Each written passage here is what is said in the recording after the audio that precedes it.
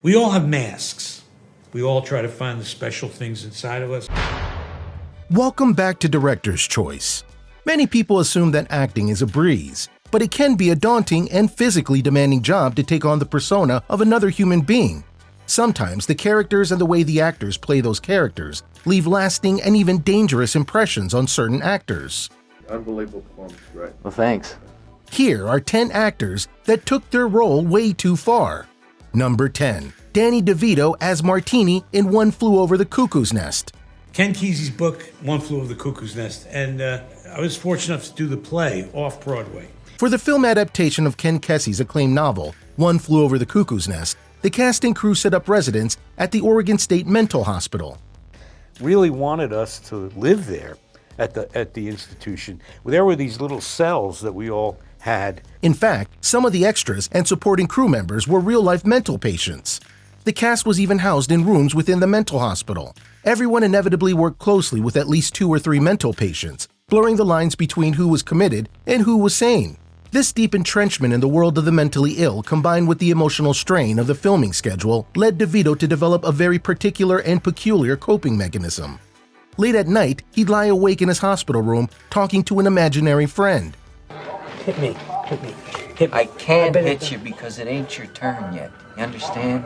You see these other people? These are the real ones. These are real people here. Concerned for his own mental well-being, DeVito sought the advice of Dr. Dean Kent Brooks, the actual head of the hospital who played Dr. Spivey in the movie. Dr. Brooks assured him that there was no reason to worry, as long as DeVito could still identify the character as fictional.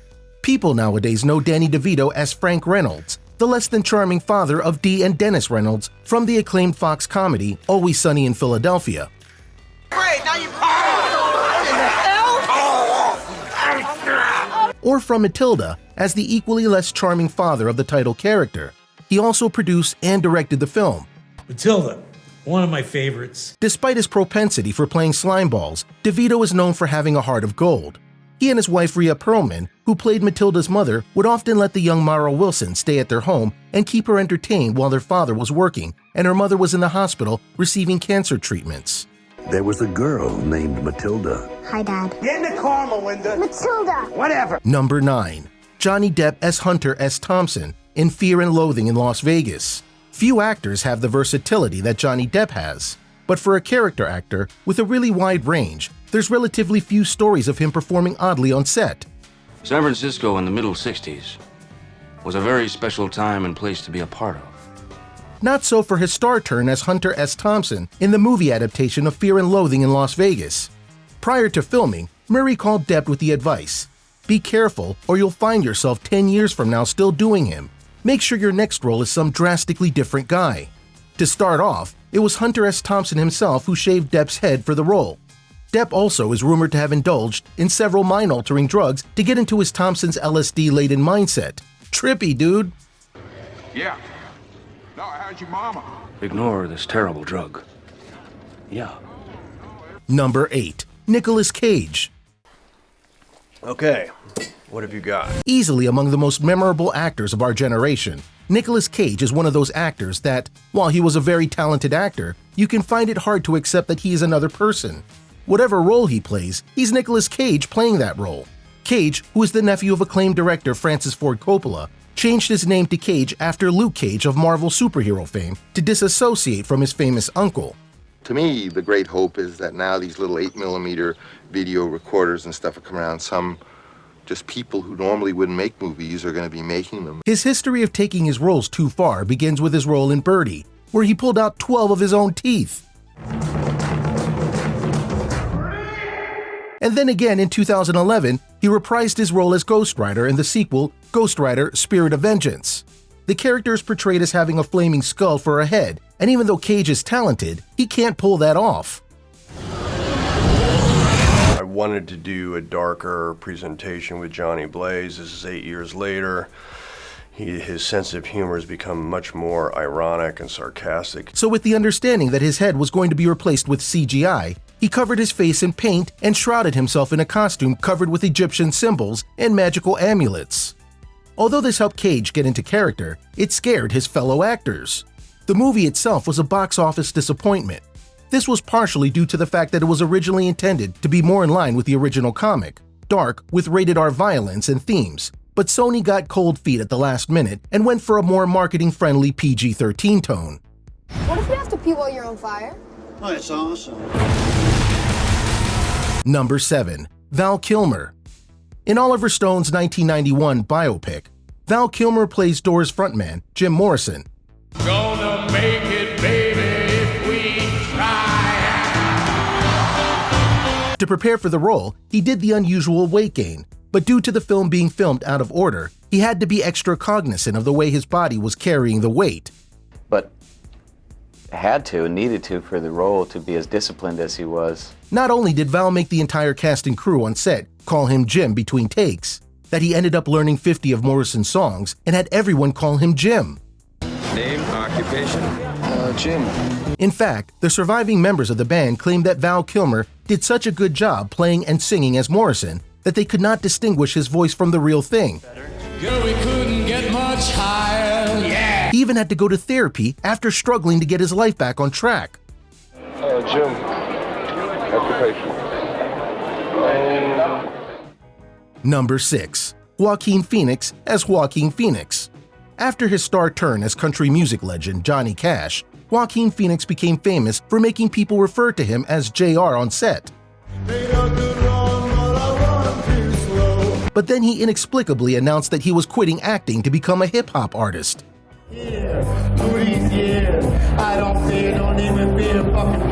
It turned out that the stunt was all a stunt to promote his new mockumentary movie, I'm Still Here.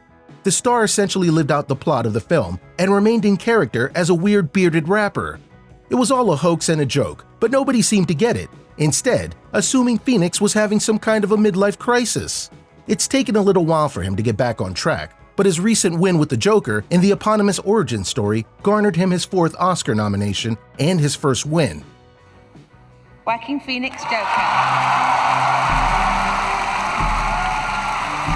Number 5.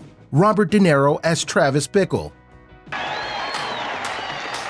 Most actors wouldn't have gotten themselves a fake license and cruised around New York City throughout the night, but Robert De Niro is not most actors. Robert De Niro creates a terrifying portrait of life on the edge of madness. To get into the role of the deranged Travis Bickle, he not only drove around, but he also picked up fares. De Niro also famously stayed in character throughout his time on set. He thought of Travis Bickle as a crab, indirect, and tended to shift from side to side. Travis Bickle's famous "You Talking to Me" scene may have been inspired by Aistell Adler exercise, different interpretations of a similar phrase. You talking to me? Because Travis is such a loner, he's desperate for any interaction, even if it's just with his own reflection. Although Taxi Driver is most famous for inspiring John Hinckley's attempted assassination of Ronald Reagan, the film also draws many parallels with another famous serial killer, David Berkowitz, aka Son of Sam. Both Berkowitz and Bickle are ex-soldiers suffering from mental illness. They were both disgusted by mid-1970s New York City. Both had trouble sleeping, both used a .44 caliber revolver. Berkowitz even spent time as a taxi driver before he joined the post office. It is unknown whether he ever saw this movie. Number 4. Jared Leto in Suicide Squad as the Joker. Suicide Squad is now more famous for the over-the-top things the actors did on the set than for the quality of the film. The heroes from the film even tattooed the word squad with an SKW on their bodies. Margot comes bounding into work with all of her 24-year-old glory and says, guys, I got a tattoo gun. We're all getting tattoos. I was like, no, we're not. Nobody took this bizarre camaraderie exercise more seriously than Jared Leto. Apparently, in addition to remaining in character behind the scenes, he mailed used condoms and bullets to his co-stars. He even sent Margot Robbie a live rat in a box. It got to the point where David Ayer had to bring in a psychiatrist on set as a result of these antics. He even sent a video of himself and a dead pig to the entire crew. That fool, he sent me a dead pig. A dead pig. The pig, by the way, is rumored to be hidden in one of the scenes in Suicide Squad. #Squad Goals. Many people assume that Leto was just trying to copy the successful transformation of the late Heath Ledger, but Jared is known for going to the extremes.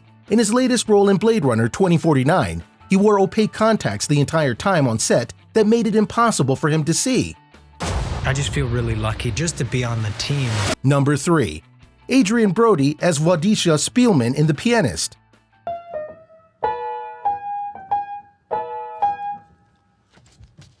Have you seen this? What? I'm working. What? In perhaps one of the most beautiful and heart-wrenching movies of all time, Adrien Brody stars as Jewish pianist WLADYSLAW Spielman during the Nazi occupation of Poland. Spielman narrowly escapes when a friend recognizes him and pulls him out of line, leaving his family to be carted off to the Treblinka extermination camp. He survives the rest of the movie by hiding out in the Warsaw Ghetto.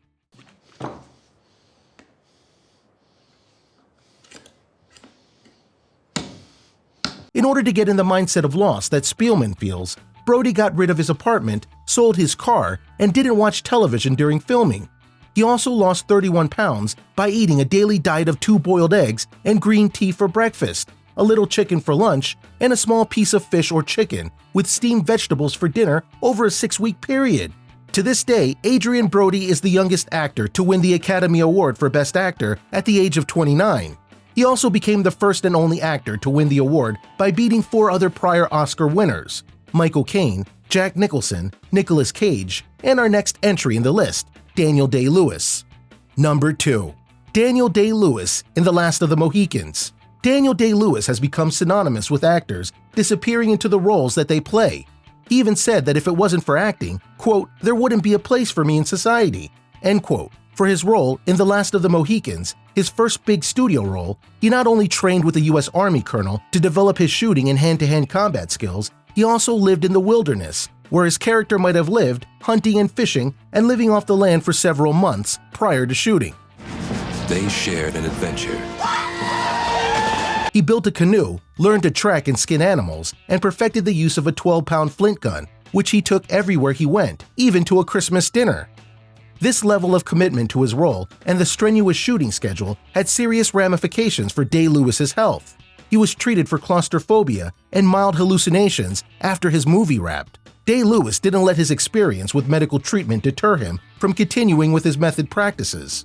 While filming Gangs of New York in 2002, he refused to trade his character's threadbare coat for a warmer coat because the warmer coat did not exist in the 19th century.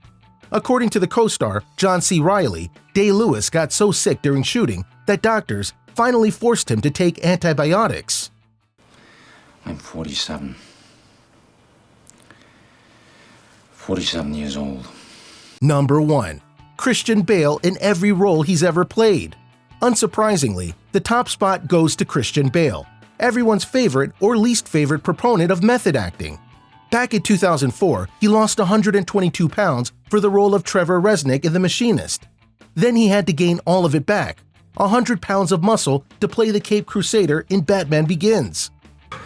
Buy things that are not for sale. Who knows, Master Wayne? You start pretending to have fun.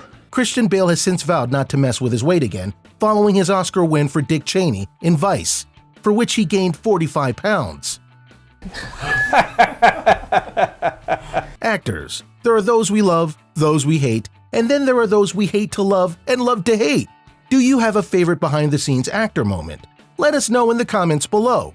Take a look at this other recent clip by Director's Choice, and make sure to subscribe and ring the bell to be notified with our latest videos.